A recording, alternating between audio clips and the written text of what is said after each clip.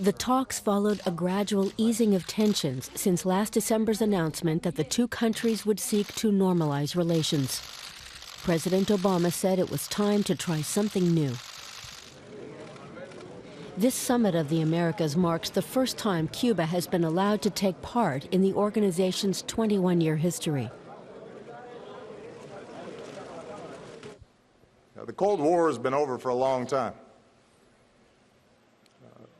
And I'm not interested in having battles that, frankly, started before I was born. What I am interested in solving problems, working with you. That's what the United States is interested in doing. That's why we've invested so much in our bilateral relationships, and that's why I will continue to invest in creating the kind of spirit of equal partnership and mutual interest and mutual respect upon which I believe progress can advance. Venezuelan President Nicolas Maduro was also looking to improve relations with the U.S., which had issued sanctions against several members of Maduro's government over its role in an opposition crackdown last year. Maduro reportedly met with Obama in an effort to find common ground in the dispute. However, Cuba was still at the top of the agenda.